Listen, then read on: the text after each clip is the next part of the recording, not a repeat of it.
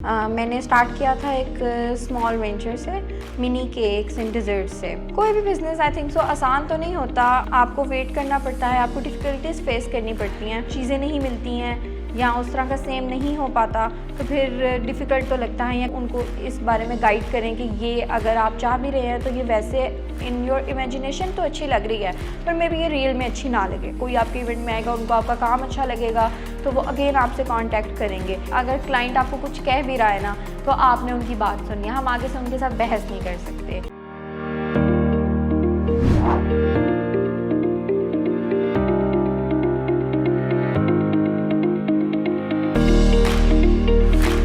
अस्सलाम वालेकुम नाजरीन, शेयरिंग ऑफ प्रोफेशनल विजडम के साथ मैं हूं आपका मेज़बान अली रहमान खालिद।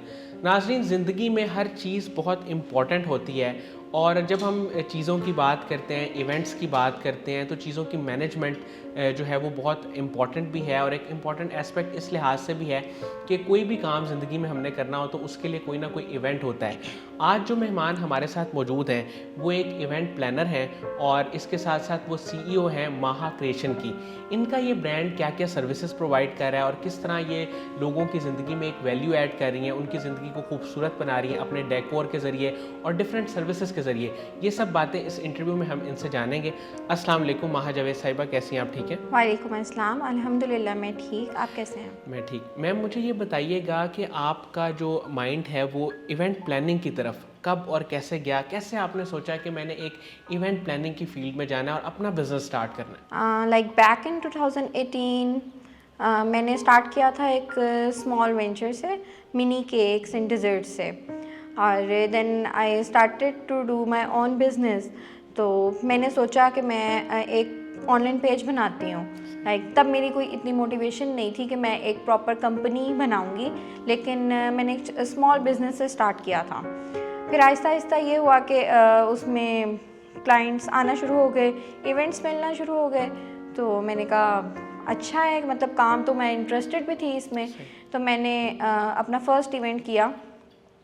वो बहुत स्मॉल सा इवेंट था, पिज़्ज़ा हट में किया था और फिर वो काफ़ी पसंद किया गया। मेरे मतलब एक क्लाइंट बहुत सेटिस्फाई था। तो मैंने फिर अपना एक मोनोग्राम बनाया, like we create and you celebrate, कि हम क्रिएट करेंगे और आप उसमें सेलिब्रेट करेंगे। और फिर उधर से ही मुझे शौक़ हुआ कि मैं इस एक कंपनी बना सकती हूँ। और फिर स्लोली इवेंट्स आते गए और अल्हम्दुलिल्लाह लाइक अब तो 100+ इवेंट्स आई हैव डन।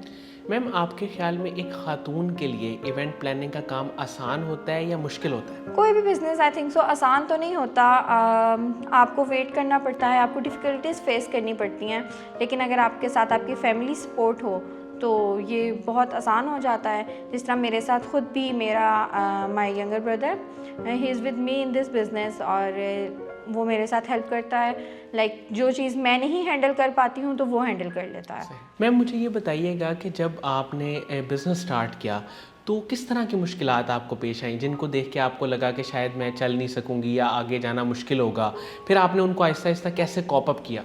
मुश्किलात इसी तरह की आती हैं कि लाइक अगर क्लाइंट कोई आपको थीम दे देते हैं, क्योंकि मेरा लाइक जो बिज़नेस है वो प्रॉपर थीम्स के अकॉर्डिंग होता है। तो जब वो आप को चीज़ें नहीं मिलती हैं या उस तरह का सेम नहीं हो पाता तो फिर डिफ़िकल्ट तो लगता है या क्लाइंट सेटिस्फाई नहीं हो पाता। वैसे तो मेरी यही कोशिश होती है कि client satisfaction is our priority, कि क्लाइंट ज़रूर सेटिस्फाई हो। वो सेटिस्फाई होंगे तो हमें आगे से आगे क्लाइंट्स मिलेंगे। तो अक्सर इस तरह होता है कि कुछ इवेंट्स में जिस तरह वेंडर्स के थ्रू कुछ जो हमने क्लाइंट के साथ फाइनल किया होता है कि ये चीज़ आपको मिलेगी, वो चीज़ नहीं मिल पाती या ड्यूरिंग सीज़न वो चीज़ की शॉर्टेज हो जाती है और क्लाइंट इस चीज़ पे एग्री नहीं करता कि हम किसी और चीज़ के थ्रू काम कर लेते हैं। तो फिर ऑब्वियसली उस टाइम तो थोड़ी सी डिफ़िकल्टीज़ होती हैं, लेकिन विद टाइम ये आपकी चीज़ कवर हो जाती है। मैम, माहा क्रिएशन जो अभी आपका ब्रांड है, मुझे बताइएगा कि ये क्या क्या सर्विसेज प्रोवाइड कर रहा है और किस किस तरह से लोगों को एकोमोडेट करता है, किस किस डोमेन में काम कर रहा है? Like we provide every kind of services like a event planner do.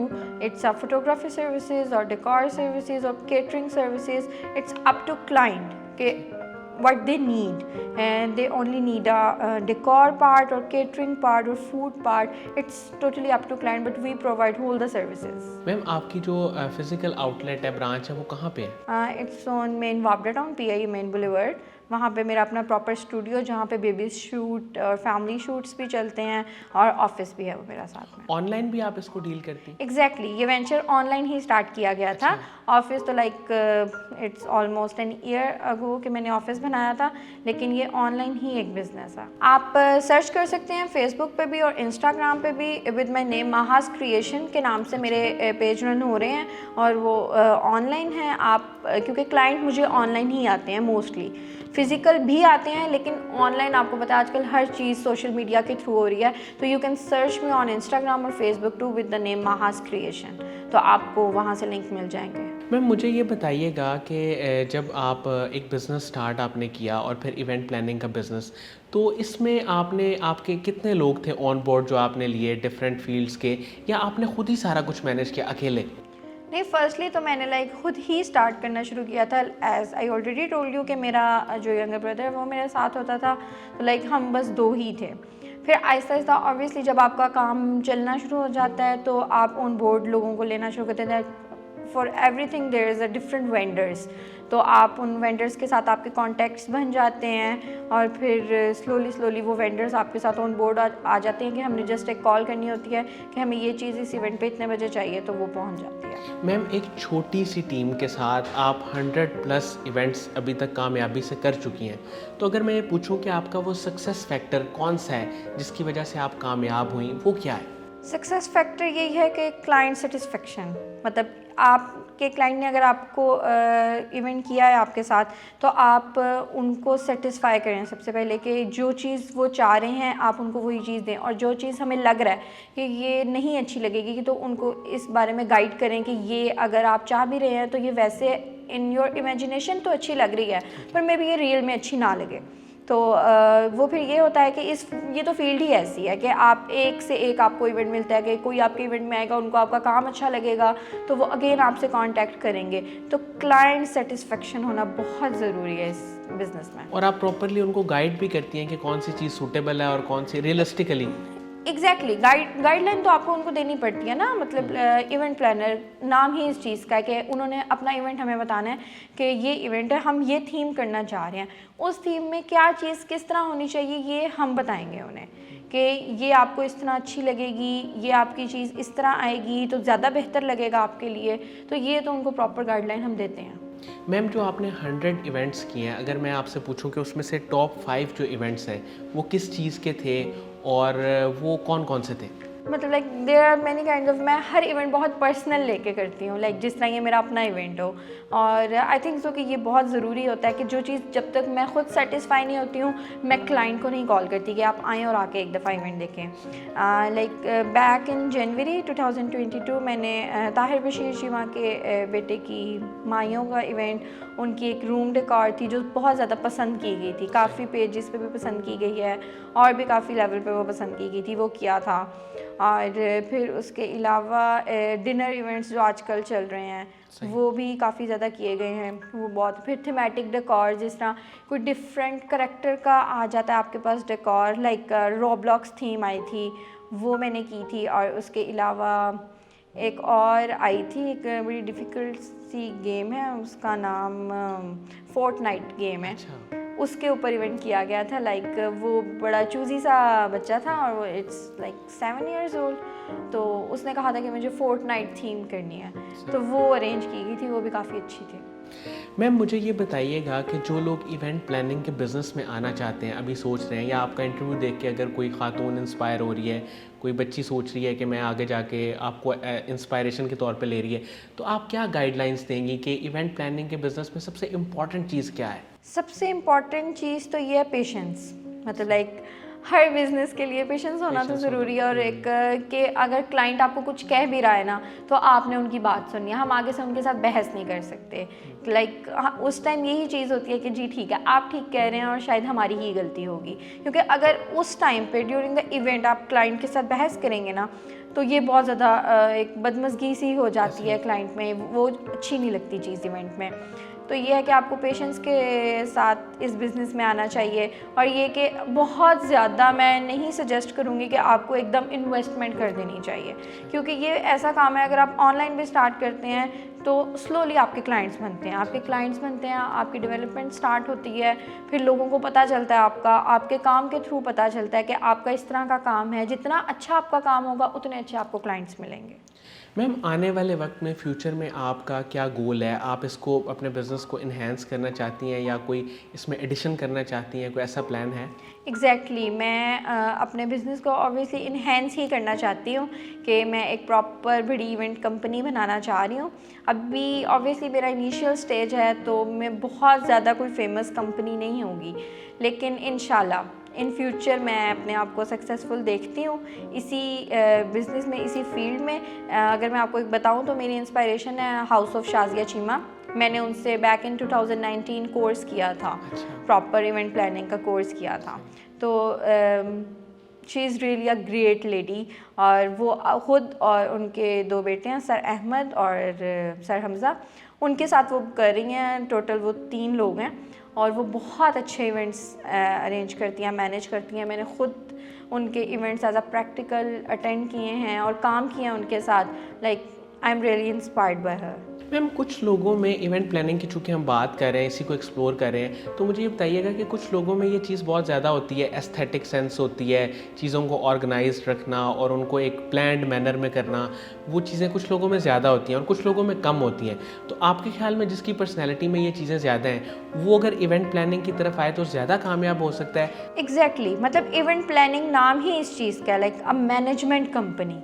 Management से ही आपको पता चलता है कि आपने हर चीज़ मैनेज करनी है अकॉर्डिंग। इसके अंदर टाइम बहुत ज़रूरी है, आपने टाइम मैनेजमेंट कैसे करनी है कि लाइक अगर इवेंट स्टार्ट हो रहा है, द टाइम इज़ 5 o'clock, तो you have to done all the things before 5 o'clock।